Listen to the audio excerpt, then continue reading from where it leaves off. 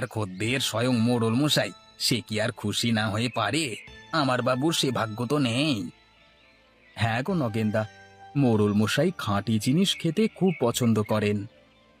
তুমি আবার সেই এক কথা বললে? শোনো শোনো শোনো, গ্রামবাসীরা সকলে মন দিয়ে শোনো। আমাদের মোড়ল মশাই আগামীকাল গ্রামে মুরগি রান্নার প্রতিযোগিতার আয়োজন করেছেন। যারা সুস্বাদু মুরগি রান্না করতে পারে তারা অবশ্যই এই প্রতিযোগিতায় অংশগ্রহণ করো। আমাদের মোড়ল মশাই খাঁটি জিনিস মুখে দিয়েই বুঝতে পারেন, তাই ভেজাল জিনিস খাইয়ে মোড়ল মশাইকে রাগিয়ে দিলে তার কপালে দুঃখ আছে।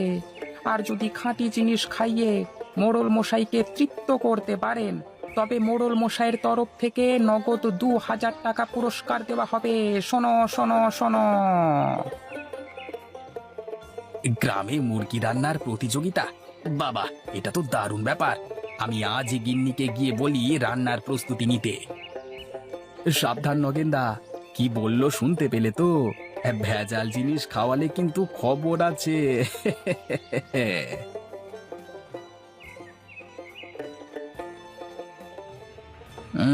বড্ড বার বেড়েছে না? ঠিক আছে, তোকে দেখে নেবো।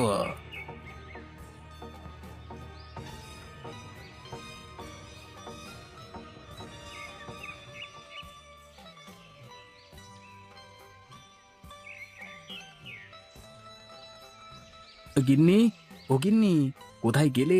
তাড়াতাড়ি বেরিয়ে এসো, আমি দুধ বিক্রি করে চলে এসেছি।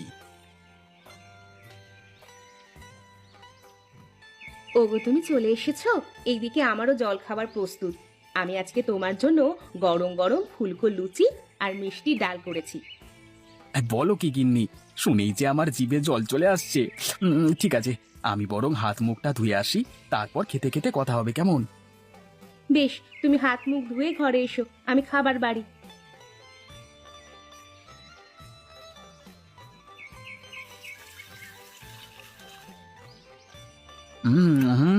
আহা গিন্নি, তোমার হাতের রান্না এত সুন্দর, তুলনা হয় না গো। কি ব্যাপার, হঠাৎ আজকে এত প্রশংসা করছো? না গো,